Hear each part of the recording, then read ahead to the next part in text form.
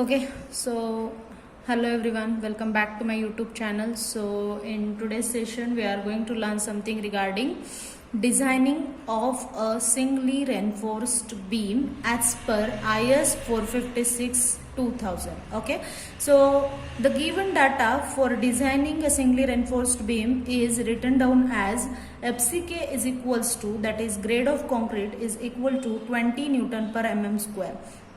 Grade of steel is 415 Newton per mm square, which is, you can call it as a Tor steel. B is equals to 300 mm, which will be the width of support as well. That is the width of your wall, which will be required in calculating the effective length. Okay, so L is 5 meter. The length of beam is 5 meter.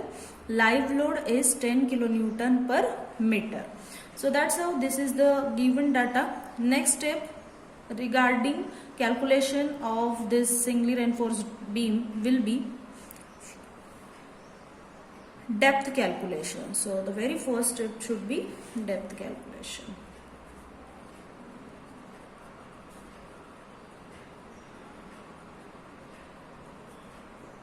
Okay, so depth we can assume as D is equals to L by 20. I am not assuming it by my side. It is given in IS. If you want to refer, you can visit IS code, in which in designing beam they have given you the value, that is D is equals to L by 20 for simply supported beam. So I am assuming this beam as a simply supported beam, and that's why I am considering this as L by 20. If you want to cross check it, you can go to IS code IS 456, and there you can see that they have given this value. So suppose based upon this value, 5000 is my length and 20 is the factor, so it will come across 250. So 250 mm should be the depth, but 250 mm is a quite smaller value, because width is greater than your depth, and that will not possible in any case. Either you can consider this as a at least 300 mm, because 300 by 300 it will be okay in some cases, but in major cases you should assume your depth greater than the width, because there is a chance that your beam can fail in deflection that is related to the depth. So that's why we have to assume depth more. So I have to increase this value by 50 mm. So we can assume this depth as 300 mm. And effective cover we can consider as 25 mm. So the overall depth becomes 300 plus 25 is equals to 325 mm. That will be your overall depth. Okay. So the second step is important, which is load calculation, because everything will be based upon load calculation. Once we will get the load, we can directly calculate rest of the things. So load calculation is the second step, in which dead load is B into D into rho, or you can call it as a rho of concrete, that is density of concrete. So if we put these values, B is 0.3, overall depth is 0.325 into 25. So this value comes across 2.44 kilonewton per meter. Okay, so live load is equals to 10 kilonewton per meter. The total load, that is W, becomes 2.44 plus 10 is equals to 10.44 kilonewton per meter. Okay, again, if you want to convert it to the ultimate load, factored load you can call it as. Okay, so we will denote this as WU, 1.5 multiplied by 10.44.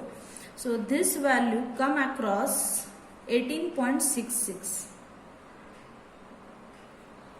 kilonewton per meter. Okay.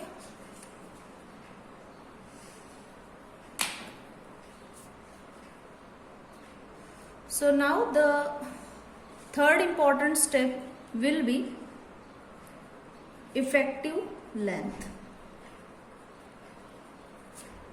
Calculation of effective length, which is also important step.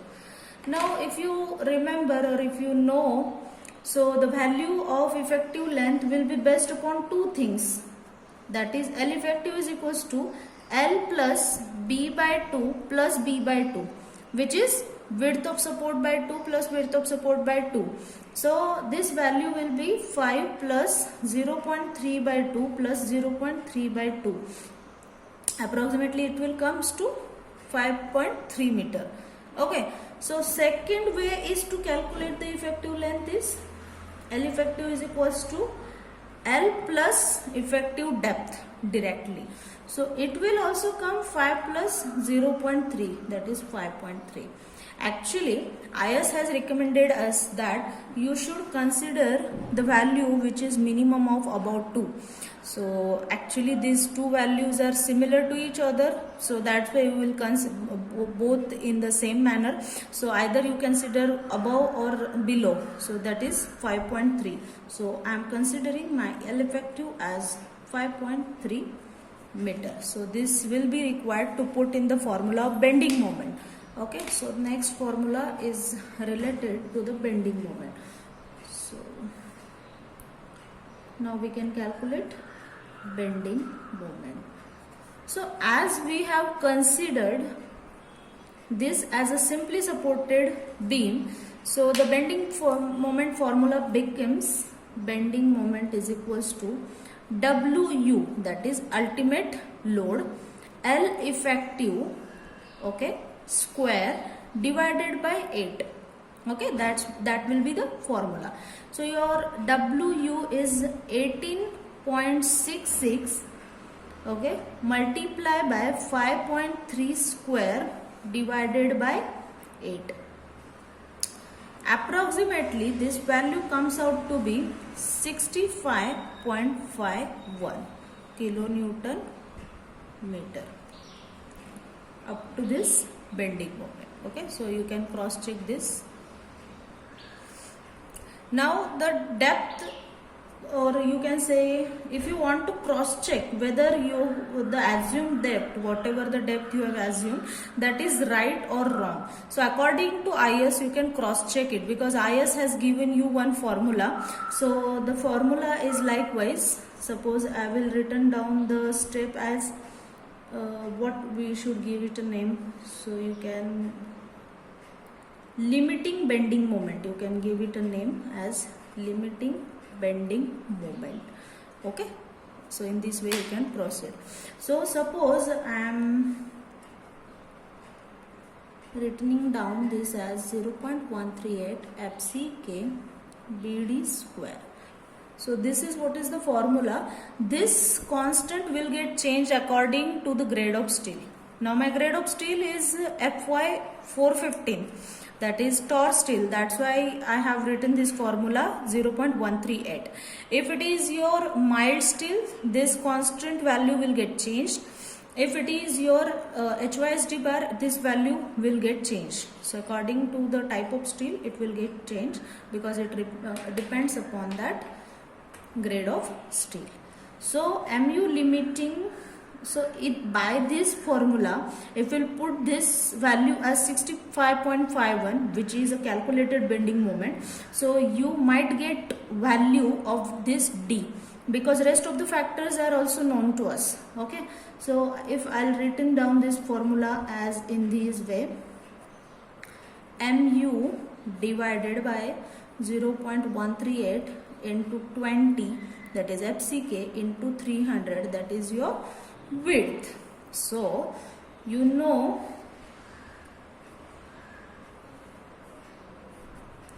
what is this MU. So if you will put this as 65.51 into 10 raised to 6 divided by 0.138 into 20 into 300. Okay, so this value comes out to be 281.3. So whatever the depth we have assumed, that is greater than this, so we are on the correct path. Okay, so that is the correct value. So depth provided is 300 mm and which is required, that is 281.3. At least we should assume this. So that's why it becomes good for us that we have considered this value as 300 mm, not 250 mm. Okay, 250 mm was a very lesser one which was come out by using that formula. Okay, so this is what is the value. So now mu limit, now you can calculate mu limit as well. So mu limit is equals to 0.138 into FCK BD square. So 0.138 into 20 into 300 into 300 square. Okay, so this value comes out to be 74.52 kilonewton meter. Okay, so the bending moment we calculated.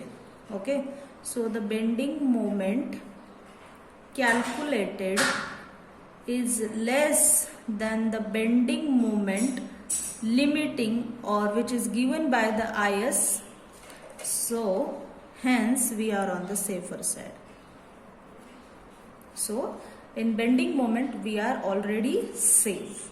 Okay, so we can move with the next step, that is area of steel. Okay, we now have to calculate the area of steel. Now the next step is to calculate the area of steel. I think that step should be a 7th one. Okay, so area of steel, you can call it as area of steel required as well. Okay, so because the formula for area of steel is given as AST is equals to, this formula is quite a bigger one, that is 0.5 FCK divided by Fy in bracket 1 minus under root 1 minus 4.6 mu divided by FCK BD square into BD. So we have to put all the values in this formula. So this value should be, okay, these values are 0.5 into 20, okay, 0.5 into 20 divided by 415 in bracket 1 minus under root 1 minus 4.6 into, now you should assume your bending moment calculated, not ultimate. Okay, sorry, not limiting bending moment, because limiting bending moment is given by the IS code, which is the limit beyond which your structure should not go. Okay, so the bending moment we calculated should we have to assume here.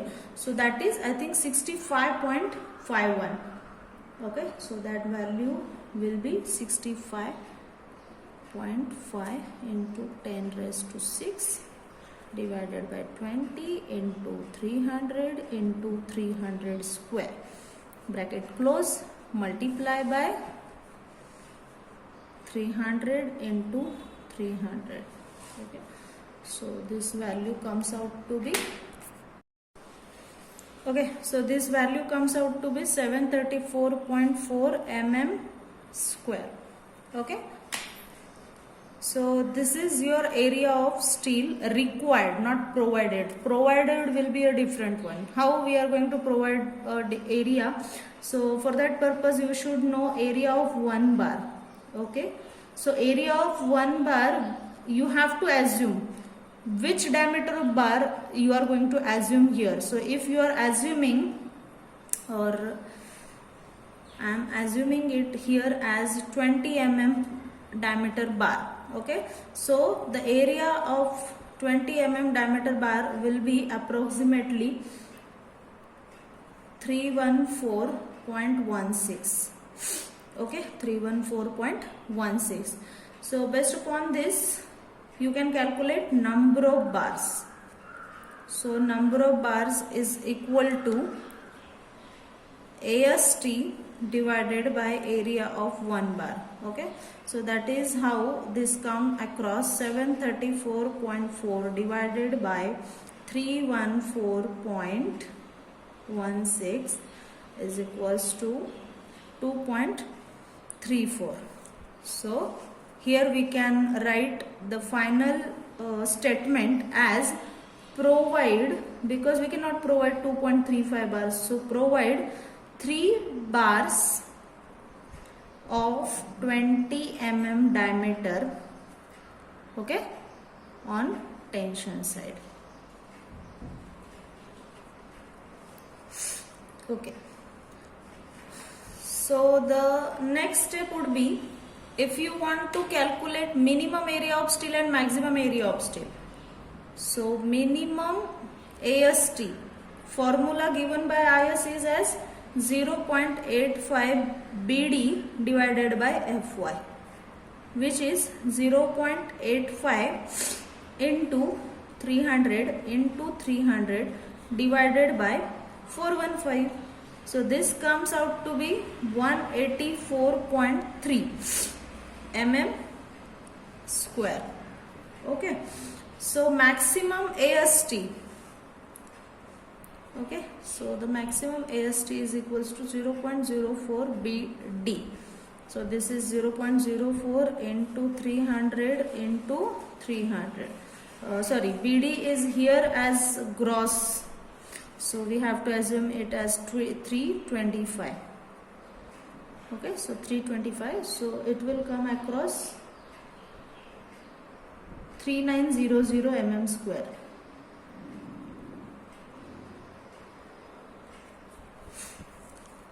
Okay, so now the last but not the least is shear reinforcement. Okay, so we also have to consider something about shear reinforcement. So I will written down here as a shear reinforcement, last step.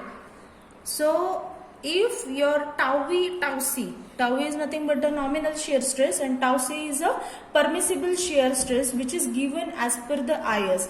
So we have to consider the value based upon their comparison. That is, tau V, if it is greater than tau C, that is nominal shear stress which is coming from our calculation, if it is greater, and limiting shear stress, that is which is given by the IS code, if it is lesser, you need not you have to provide a shear reinforcement. But if your tau V, that is nominal shear stress, if it is coming less, minimum shear reinforcement is to be provided. So we will see. Very first step is to calculate nominal shear force. Okay, and shear force for your normal simply supported beam will be WL effective divided by 2, that is 18.66 multiplied by 5.3 divided by 2. This value will be 49.45 kilonewton.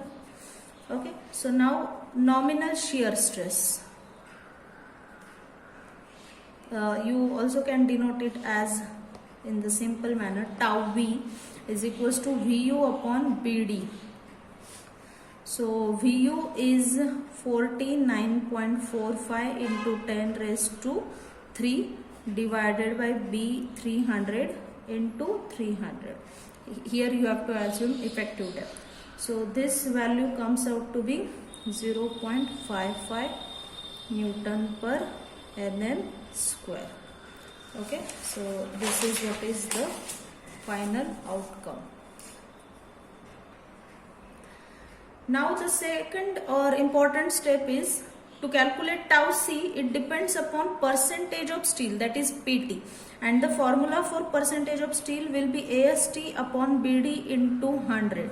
So AST you have calculated, or your provided AST is 942.48, and how I have calculated it as 3 bars into diameter 20 or area of your 20 mm diameter bar.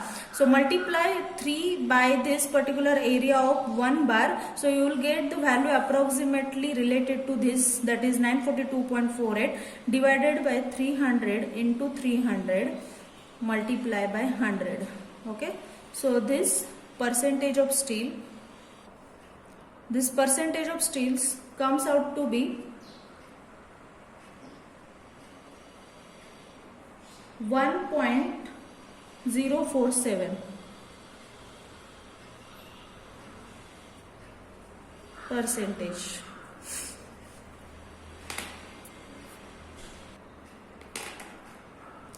So now we have to calculate design shear strength.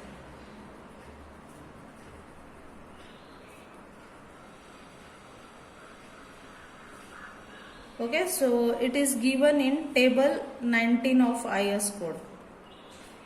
Table 19 IS 456. Okay, you can refer here. So the table which will give you some values, that is it will not give you the value directly related to this 1.047. So you have to come across this value by interpolating. If you have PT is equals to 1% and then PT as 1.25. Okay, so for PT1 and grade of concrete 20 Newton per mm square, the tau C is 0.62. Okay, and for PT 1.25 and grade of concrete 20, this tau C becomes 0.67. But we want a value for PT 1.047.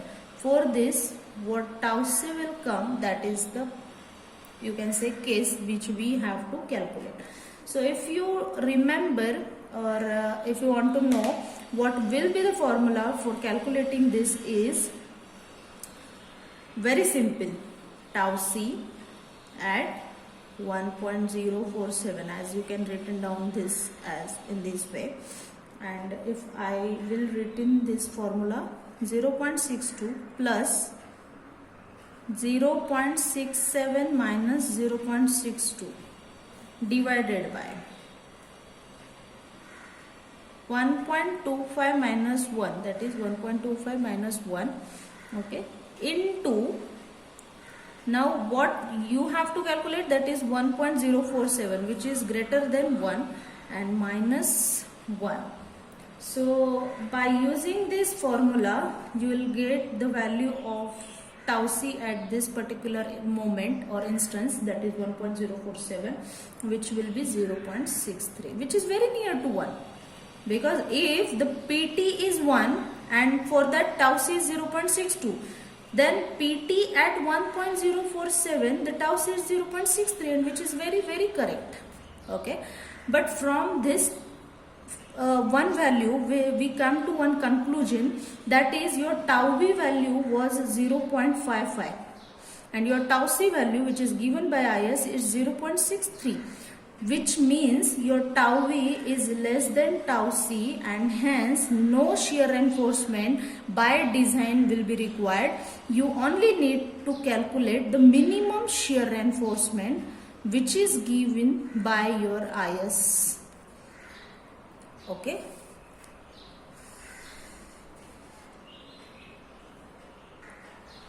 So for calculating minimum shear reinforcement, IS has given one formula, that is ASV divided by DSV greater than or equal to, somehow this is written in this way, 0.4 divided by 0.87 FY.